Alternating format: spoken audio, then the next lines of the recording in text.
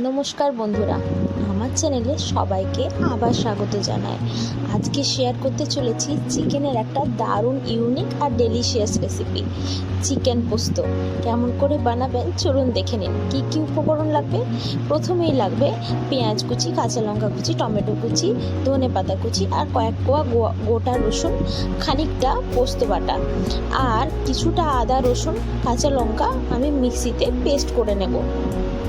সুন্দর করে মিক্সিতে পেস্ট করার পর আমার একদম উপকরণ সমস্ত কিছু রেডি। অপর দিকে চিকেনটাকে আমি গোটা গোলমরিচ গুঁড়ো এবং নুন দিয়ে ভালো করে ম্যারিনেট করে মিনিট 20 রেখে দিয়েছিলাম। এবার কড়াইয়ের মধ্যে তেল গরম করব। তেল গরম হয়ে গেলেই কড়াইয়ের মধ্যে দিয়ে দেব আমি গোটা গরম মশলা, তেজপাতা এবং কয়েক টুকরো শুকনো লঙ্কা।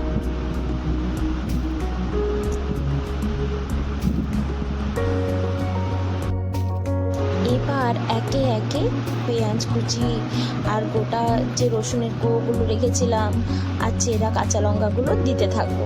খানিকক্ষণ নাড়াচাড়া করব যাতে পেঁয়াজটা হালকা ভাজা ভাজা হয়ে থাকে। পুরোপুরি ভাজার দরকার নেই, হালকা ভাজা হয়ে গেলে এরপর এর মধ্যে আমি চিকেনের ম্যারিনেট করা চিকেনটা আস্তে আস্তে তুলে দেব। ম্যারিনেট করা চিকেনটা পেঁয়াজটাকে বেশি ভাজার আগেই তুলে দিতে হবে। বেশি ভাজা হয়ে গেলে কিন্তু এখানে ফ্লেভারটা খারাপ হয়ে যাবে। তো একে একে আমি এর মধ্যে একে একে মাংসের পিসগুলো দিয়ে দিতে হবে। খানিকটা নাড়াচাড়া করে ঢাকা দিয়ে দিতে হবে। এবার ঢাকা খুলে এর মধ্যে দিয়ে দেব টমেটো কুচি। টমেটো কুচি দিয়ে আবার নাড়াচাড়া করে ঢাকা দিয়ে দেব। ঢাকা দেওয়ার 2 মিনিট পর এটা খুলে আবার এর মধ্যে নেড়ে এর মধ্যে দিয়ে দেব আমি আদা, রসুন আর কাঁচা লঙ্কার পেস্টটি। আদা, রসুন, কাঁচা লঙ্কার পেস্ট দিয়ে মাংসটিকে আবার ভালো করে নাড়াচাড়া করে নেব। এবার আবার ঢাকা চাপা দিয়ে দেব। খানিকক্ষণ পর ঢাকা খুলে এবার দিয়ে দেব হলুদ গুঁড়ো, জিরে ধনে গুঁড়ো আর কাশ্মীরি লঙ্কার গুঁড়ো। কাশ্মীরি লঙ্কার গুঁড়ো নাও দিতে পারেন, তবে কালার ভালো হওয়ার জন্য ইউজ করেছি। আচ্ছা বলে দিই, এই রান্নাটা কিন্তু আমার হাজব্যান্ড করছে, আমি কিন্তু রান্নাটা করিনি, আমি খালি ভিডিওটা এডিটিং করছি। তো ও কিন্তু এই রান্নাটা প্রথমবার বানালো, ভীষণ ভালো হয়েছিল খেতে, একদমই ইউনিক একটা রেসিপি। তো তারপরে দেখো আবার কিছুক্ষণ পর পর নাড়াচাড়া করতে থাকতে হবে। এবার এর মধ্যে দিয়ে দিতে হবে স্বাদ মতো লবণ। তো যেহেতু আমি মাংসর মধ্যে আগেই থেকেই লবণ মাখিয়ে রেখেছিলাম, তাই মশলা অনুযায়ী পরিমাণ মতো লবণ দিলাম।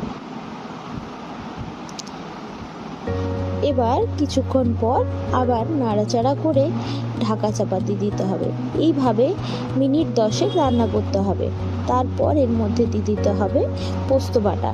পোস্ত বাটাটা আগে দিলে চলবে না, রান্না মোটামুটি হয়ে এলে অর্থাৎ চিকেনটা সেদ্ধ হয়ে গেলে তারপর পোস্ত দিতে হবে। পোস্তর ফ্লেভার না হলে নষ্ট হয়ে যাবে। ঠিক রান্না হওয়ার 2 মিনিট আগে পোস্তটা দিয়ে আবার 2 মিনিটের মতো ফুটিয়ে নিতে হবে। একদম রেডি আমাদের চিকেন পোস্ত। তবে এটা তোমরা রুটি পরোটার সাথেও খেতে পারো। আমার হাজব্যান্ডের যেহেতু ভাতের সাথে চিকেনটা বেশি ভালো লাগে, তাই আজকে রাত্রেবেলাতে ভাতই বানিয়েছিলাম। তো যাই হোক, এটা খেতে কিন্তু অসাধারণ হয়েছিল, আমার তো ভীষণ ভালো লেগেছে। তোমরা অবশ্যই বাড়িতে ট্রাই করবে। আর চিকেনের এই রেসিপিটি কেমন লাগলো আমাকে অবশ্যই জানিও। আর দেখা হচ্ছে পরের একটি ভিডিওতে। ততক্ষণের জন্য টাটা। কমেন্টে জানাবে চিকেনের এই পোস্ত রেসিপিটা কে কে বানিয়েছো, যেমন সুস্বাদু তেমন লোভনীয়। ওকে, দেখা হচ্ছে পরের ভিডিওতে। ততক্ষণের জন্য টাটা।